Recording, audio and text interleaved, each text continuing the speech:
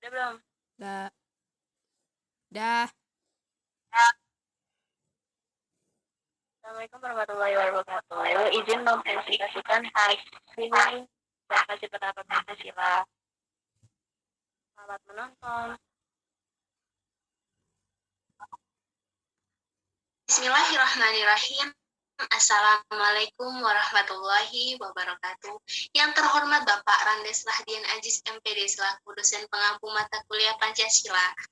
Perkenalkan, nama saya Indah Triliani dengan NPM 21010300014. Di sini saya akan menjelaskan tentang laporan hasil observasi saya yang saya beri judul Observasi Penerapan Pancasila sebagai Ideologi Negara di Desa Air Putih 2. Yang pertama, pengertian Pancasila sebagai ideologi negara. Pancasila merupakan ideologi bangsa Indonesia yang terlahir dari kebudayaan dan sejarah masyarakat Indonesia yang telah ada jauh sebelum bangsa Indonesia merdeka. Para pendiri bangsa berhasil mengenali nilai-nilai luhur dan kemudian merumuskan menjadi sebuah pedoman atau ideologi, yakni Pancasila. Pancasila yang notabene merupakan kebudayaan yang telah ada di tengah-tengah masyarakat Indonesia menjadi tetap lestari hingga saat ini. Pancasila sebagai ideologi bangsa Indonesia memiliki nilai yang luhur yang tercermin dalam sila Pancasila. Ketuhanan yang Maha Esa yang terdapat pada sila pertama Pancasila menunjukkan bahwa bangsa Indonesia menempatkan Tuhan pada kedudukan yang paling tinggi. Dan hal ini bukanlah suatu nilai yang tiba-tiba muncul seperti yang kita ketahui. Indonesia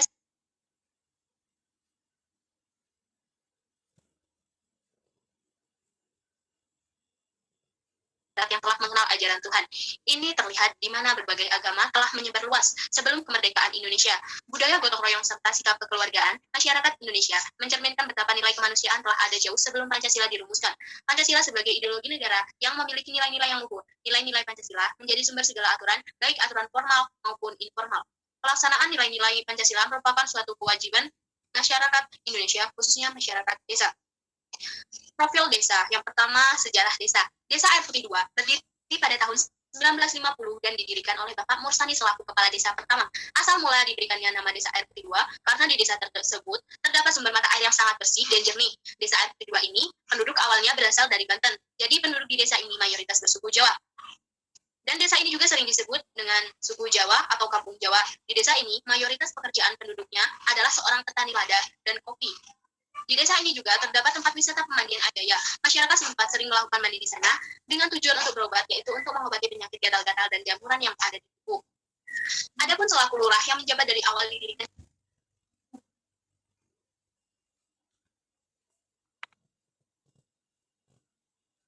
yang pertama pada tahun didirikan sampai tahun 1966 dipimpin oleh Bapak Mursani, pada tahun 1967 sampai dengan 1980 dipimpin oleh Bapak Badri, pada tahun 1981 sampai dengan 1985 dipimpin oleh Bapak Kholis Purwasena, pada tahun 1985 sampai dengan 1998 dipimpin oleh Bapak Badri, pada tahun 1999 sampai 2011 dipimpin oleh Bapak Saiful, pada tahun 2011 sampai 2012 sampai dengan sekarang dipimpin oleh Bapak Juhanto. Adapun selaku kepala pemangku atau RT yang menjabat di Desa Air Putih 2 dari awal berdirinya, yaitu yang pertama Bapak Arsito, yang kedua Bapak Selamat, yang ketiga Bapak Kurnen, yang keempat Bapak Sugimin, yang kelima Bapak Sudin Irawan, dan yang keenam Bapak Haryono. Yang kedua, letak geografis Air Putih 2 memiliki luas 1.200 ha dengan batas wilayah sebelah utara berbatasan dengan Pohon Sukaraja, sebelah selatan berbatasan dengan Pohon Sukananti, sebelah timur berbatasan dengan Pohon Utarawan, sebelah barat berbatasan dengan Pohon Sukananti. Yang ketiga, mata pencarian mayoritas penduduk Desa Air Putih 2 adalah petani kopi dan lada. Hal ini didirikannya desa ini. Yang keempat, sarana dan prasarana desa. Sarana dan prasarana di desa ini yaitu memiliki 1 TK, 1 MTS, 1 MA, lapangan voli, balai desa, puskes, posyandu, masjid, atau musola. Yang kelima yaitu organisasi desa. Organisasi yang ada di Desa Air Putih 2 yaitu yang pertama Karang Taruna. Kegiatan yang sering diadakan oleh Karang Taruna yaitu setiap sebulan sekali biasanya mengadakan kegiatan olahraga seperti voli yang dilakukan secara bergilir atau biasa disebut arisan bergilir. Yang kedua, karena mayoritas di desa ini menyukai bola voli, mereka mengadakan turnamen kecil-kecilan yang hanya untuk sekadar untuk hiburan masyarakat setempat. Yang ketiga, Karang Taruna juga sering mengadakan acara pada hari tertentu seperti 17 Agustus, Hari Pahlawan, dan hari-hari lainnya. Yang keempat yaitu Karang Taruna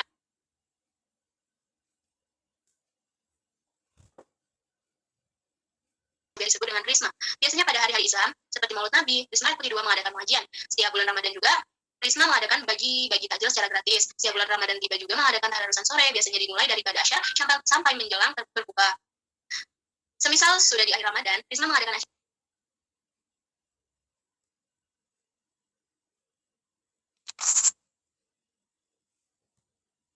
dan Risma mengadakan kegiatan bersih-bersih musola untuk persiapan sholat Idul Fitri. Yang ketiga, pemberdayaan kesehatan keluarga atau PKK. Biasanya sih kegiatan yang sering dilakukan ibu PKK di Atas Ridwa, yaitu yang pertama ibu PKK mengadakan kegiatan seminggu sekali. Ibu PKK juga mengadakan pelatihan memasak 3 bulan sekali. Juga apabila ada kegiatan hari-hari besar-besarnya, ikut serta mengikuti lomba yang diberikan seperti lomba BBB, lomba senam, dan lomba-lomba lainnya. Yang keempat yaitu organisasinya kelompok tani. Biasanya sih kelompok tani itu ada pemberian bibit tanaman gratis, penanaman bibit buah di kebun milik desa, pemberian buku gratis untuk tanaman kopi, dan yang lain-lainnya. Baik, kita langsung saja masuk ke penerapan Pancasila di desa Adat Ridwa. Penerapan nilai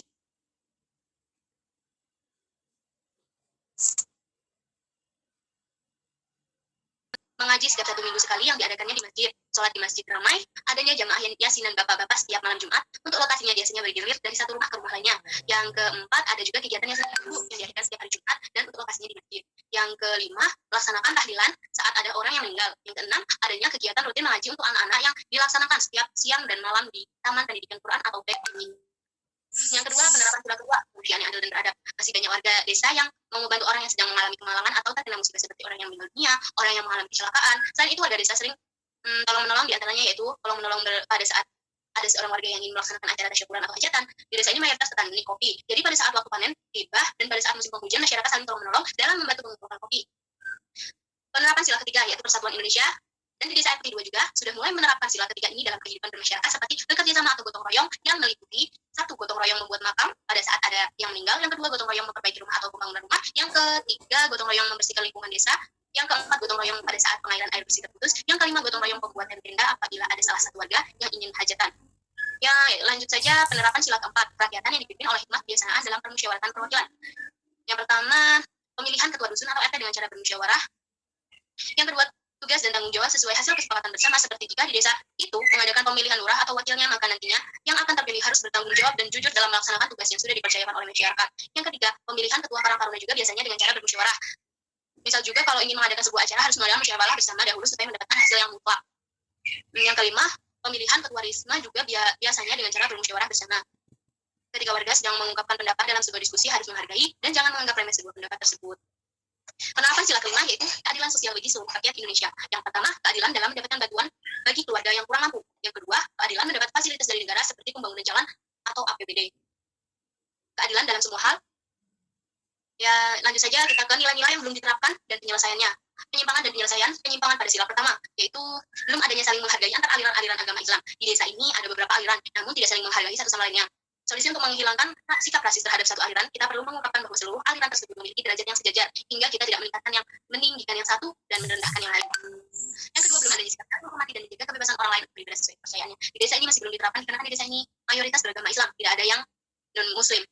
Jadi mungkin solusinya adalah salah satu warga pindahan terus dia beragama muslim, maka akan realisasikan permasalahan ini. Yang ketiga, tidak semua masyarakat melakukan sholat berjamaah di masjid. Nah, di desa ini masih banyak masyarakat yang lebih pilih untuk sholat berjamaah di rumah daripada sholat berjamaah di masjid. Solusinya sebagai masyarakat yang baik, saling mengingatkan antar keluarga dan tetangga untuk bersama-sama melaksanakan sholat berjamaah. Penyimpangan dan penyelesaian penyimpangan sila kedua. Yang pertama, masih banyak warga yang bertindak semena-mena di desa. Ini masih banyak warga yang memiliki jabatan bertindak semena-mena terhadap warga yang kurang mampu ataupun masyarakat biasa. Solusinya yaitu jangan bertindak semena-mena meskipun seorang itu mempunyai jabatan yang tinggi. Karena sebagai warga negara Indonesia yang berpegang pada Pancasila, tidak boleh berbuat semena-mena pada orang lain. Harus saling memanusiakan manusia. Jangan berbuat maunya sendiri dalam menjalankan kehidupan sehari-hari. Yang kedua, belum menjunjung tinggi nilai kemanusiaan. Karena sifat kemanusiaan berbanding lurus dengan menghormati hak orang lain, hak hidup, hak mendapat ilmu, hak mendapat fasilitas kesehatan, dan hak-hak lainnya. Yang berarti kita pun akan diperlakukan serupa ketika kita melakukan apapun. Maka masyarakat desa RT2 harus menjunjung tinggi kemanusiaan yang berarti menghormati hak orang lain. Dengan demikian orang juga akan menghormati kita kelak berbanding lurus dengan apa yang akan kita terima. Permasalahan dan penyelesaian penyimpangan sila ketiga. Yang pertama, belum adanya sikap saling melestarikan budaya di desa. Di desa ini, pelestarian budaya mulai menurun. Solusinya yaitu dengan mengembangkan kembali kesenian budaya melalui pentas-pentas seni. Yang kedua, belum adanya rasa cinta terhadap tanah air. Belum adanya rasa cinta terhadap tanah air seperti membeli produk-produk impor. Solusinya yaitu kita sebagai masyarakat harus menciptakan produk lokal dan mengembangkan produk-produk yang ada di dalam negeri ataupun produk-produk yang ada di sekitar desa itu. Yang ketiga, belum adanya hubungan baik antar suku. Di desa ini, hubungan antar suku merenggang biasanya dipicu oleh cara bicara salah satu suku yang memiliki nada bicara tinggi. Caranya yaitu, artinya masyarakat yang lain harus saling memahami logat dan cara bicara suku lainnya dan saling memaklumi saja. Ya, permasalahan dan penyelesaian penyimpangan sila keempat. Yang pertama, belum adanya kesadaran warga untuk memilih dalam pemilihan umum atau biasa pilpres, pilkada, atau biasanya disebut dengan golput. Nah, biasanya di desa ini sering golput adalah mahasiswa yang sedang kuliah di luar daerahnya dan orang-orang yang sudah lanjut usia. Ada juga sebagian warga yang memilih bekerja di ladang yang masing-masing. Solusinya yang tepat misalkan ada mahasiswa yang akan mengikuti pemilihan, maka salah satu aparatur memberikan bantuan fasilitas seperti menjemput mereka untuk ikut melakukan pemilihan itu. Untuk orang yang sudah lanjut usia, biasanya didatangi dari rumah satu ke rumah yang lainnya. Dan kalau untuk masyarakat yang ingin ke kebun, kita bisa memberikan nasihat betapa pentingnya suara mereka di dalam pemilu. Ketika memang sudah susah untuk dinasihati, maka langsung tindakan saja, seperti menutup jalan desa dengan bambu atau bisa disebut dengan memblokade jalan. Yang kedua yaitu belum adanya saling menghormati dalam musyawarah. Nah, di desa ini masih kurang menghormati.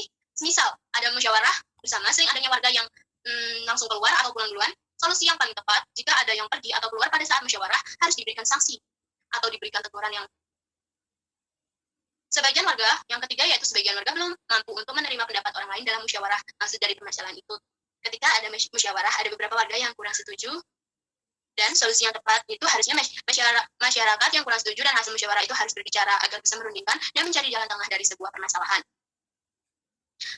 Penyimpangan dan penyelesaian penyimpangan sila kelima.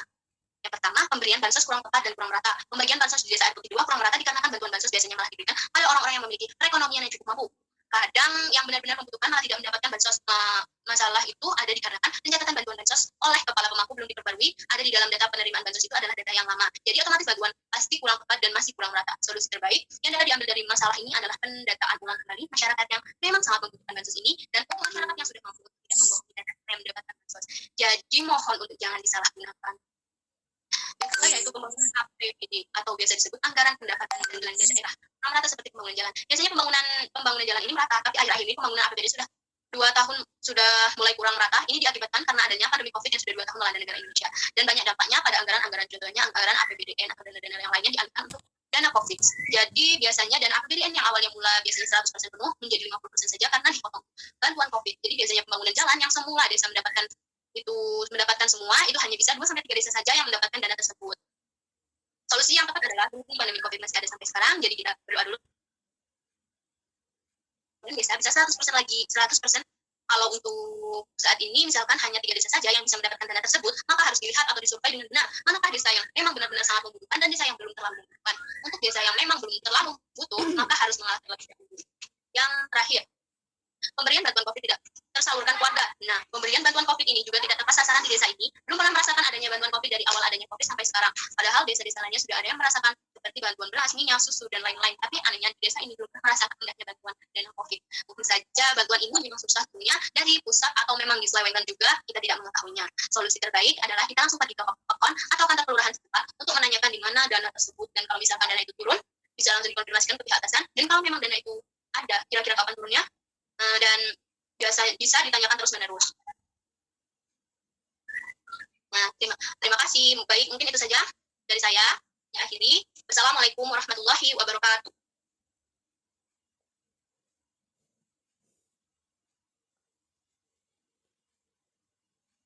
Baik, mungkin itu saja video saya. Saya akan membuka sesi pertanyaan dua orang.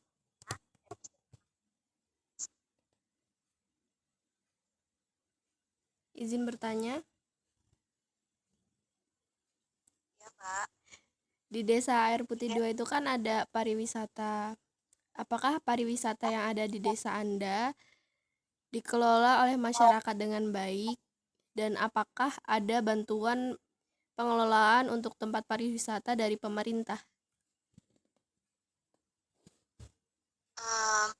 Baik, Mbak, langsung saya ya. Dulu waktu masa kepemimpinan Bapak Muklis Basri selaku Bupati Lampung Barat sempat ingin dikelola dan dikembangkan oleh pemerintah setempat, tetapi tidak berjalan baik sehingga tidak dilanjutkan proyeknya. Selain itu juga lokasinya itu milik pribadi bukan milik pemerintah daerah sehingga sulit untuk dikelola pemerintah daerah tanpa izin pemiliknya lahan. Tetapi untuk saat ini sudah mulai dikelola secara pribadi, bukan dikelola pemerintah Lampung Barat. Jadi itu kayak dikelola sama itu, Mbak, perorangan, bukan pusat. Ya, Mbak. Gimana? Oh iya, baik. Udah Terima jelas kasih. Jelas. Sama-sama.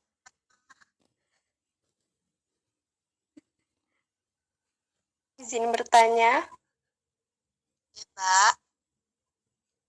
apakah boleh dana desa digunakan untuk membayar penghasilan tetap kepala desa dan perangkat desa? Langsung saya jawab saja ya, Mbak. Itu tidak bisa, Mbak, karena dana desa itu digunakan untuk pembangunan dan kesejahteraan rakyat. Sedangkan untuk gaji kayak gaji lurah ataupun aparat-aparat desa itu tuh biasanya kita memakai itu dikasih dari pusatnya langsung. Gimana? Sudah jelas? Ya, sudah jelas. Terima kasih, Mbak. Sama-sama. Baik, di sini ada yang ingin menambahkan atau menyanggah?